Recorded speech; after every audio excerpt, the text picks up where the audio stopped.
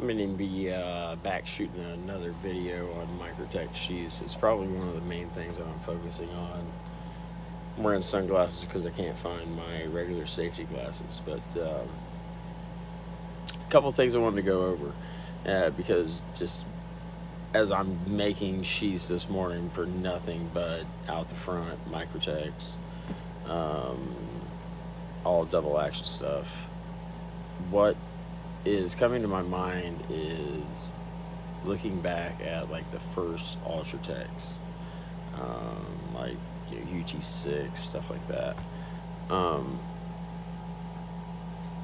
Realizing, okay, this is like the third decade I'm going into now of making sheaths for this particular brand of knife, and trying to realize, okay, how they have changed and what I have adapted those sheaths to, and what I've learned, from, well, there's only one guy in particular, Bob Dozier. I mean, if you're going to learn something, how to do something right.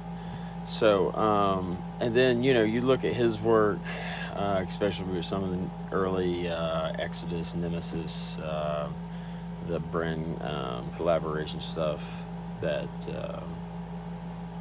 really had to have some Kydex with it before anybody even, believed in it and thought it was really trendy. And now we know that Kydex is here to stay, and that it's not just Kydex now. It's Kydex is just this generic term, even though it's owned by ClearDex Corporation, but it's still, whether it's Bolteron, Holstex, ABS, all these other kind of thermoset type of materials we're calling Kydex. So I'm going to try to be a little more specific. If I'm using a different material, then I want to be a little bit more specific when it comes to what exact material I'm using, and almost why I'm using it, because of either whether it takes an adhesive, if I'm doing a liner, calf skin, Velcro. I love the industrial Velcro a whole lot. That stuff's awesome.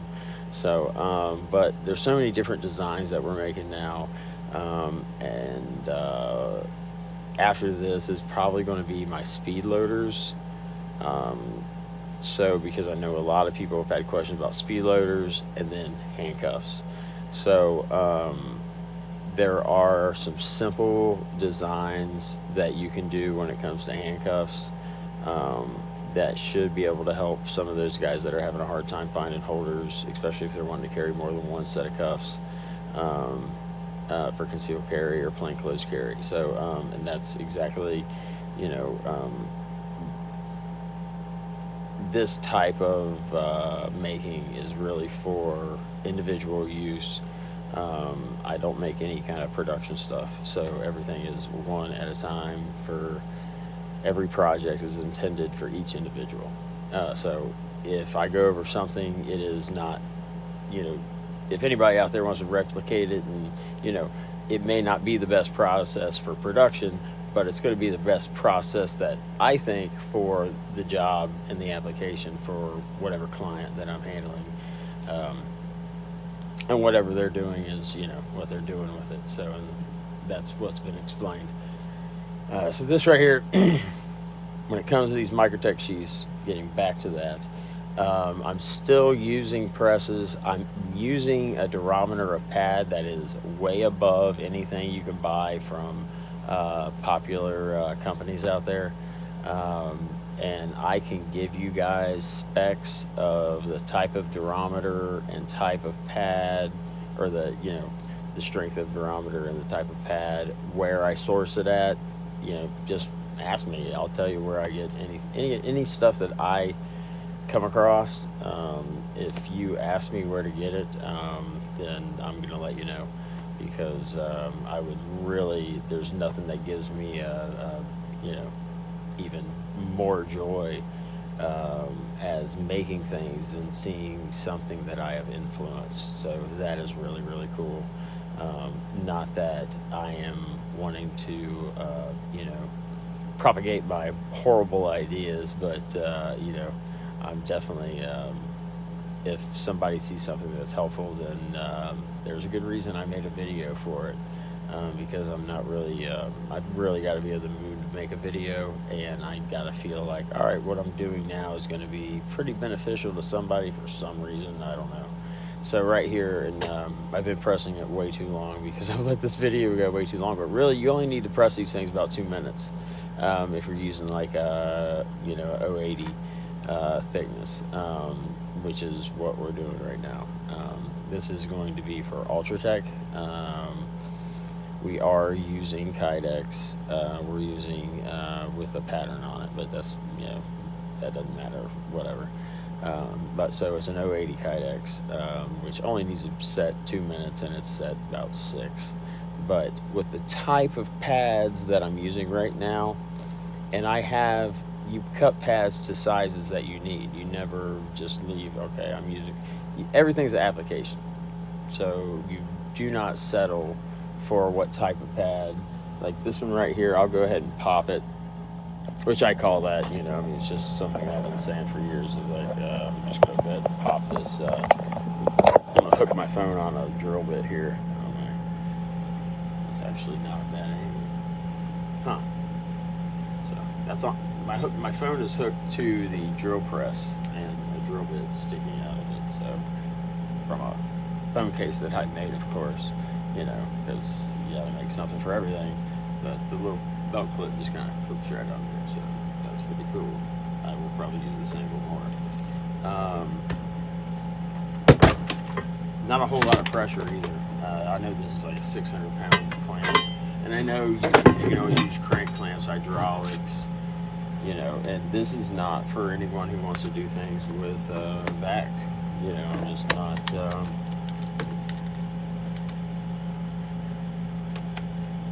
I tried, and I don't like the vac. I like the way I do things, so I am the old dog. I have no new tricks. It's like the same thing I do every day, Pinky.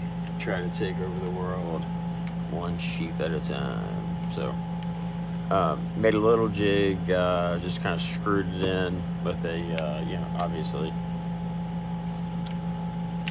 just to follow the outline.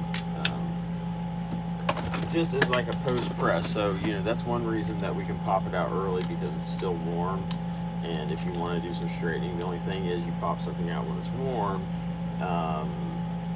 you start losing the mold slightly, depending on obviously the heat of the material when it went into the press, how long it's been into the press, how much cooling has happened to the material, because as the molecules start to slow down, they will not move anymore, which can create different problems depending on if they're being cooled on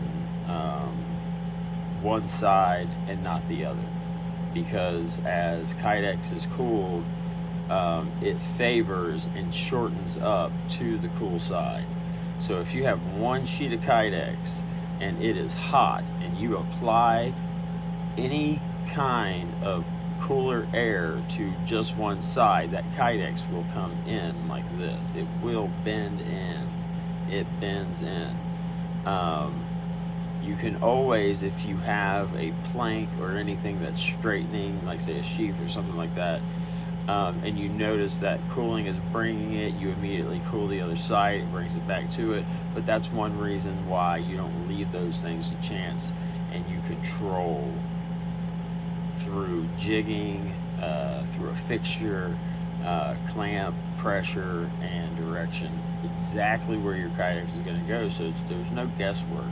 And when you're thermosetting, if you're getting things and you're saying, oh, you can't thermoset because you can't control where the Kydex is placed, where it ends up, because it's blind pressing, well, that's not the scenario. That's not the case. It's because there should be no time that you ever put anything into one of these presses to thermoset where it should be completely symmetrical on top or bottom. You have to control where that pressure is going, and it will move that Kydex. So if you're doing a clamshell and it's moving it out away from the opening, then you're going to have these huge gaps that look funky, you know what I mean, where it will appear that your project has shifted, when in fact all you had to do was pay attention to, okay, this angle is going to force down this way, so the clamshell needs to be directed that direction. That way it forces whatever is inside to the hinge of that clamshell or taco, whatever you're doing, whatever you call it. Depends on whether you're into seafood or fast food. So anyway, that's the pop out. We're gonna this is obviously pretty much, it's still a little warm, but I take my blower, cool it off. Yes, this is a mattress pump. I keep going back to the $20 Walmart mattress pump. It cools. It's a little loud, so it has some earplugs. You can always put a little muffler on it. Just throw some pad on it, duct tape. So, or whatever. You can always use your air compressors. Are fantastic. It's just mine just got annoying and cumbersome. So I will run you through some more of the finalizations of these projects, especially when it comes to Microtech sheaths, because I know a lot of you guys out there are just as addicted microholics as I am. I can't stop. I can't. So I'm going to show you what I can, and you can tell me if they're horrible ideas, and then you can tell me if you have better ideas so I can try them. That would be pretty cool too.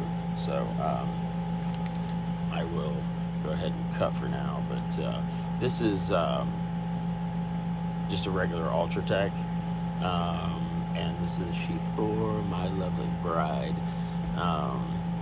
who also loves Microtechs and has a pretty nice collection too. So it's these things are potato chips, so can't have just one.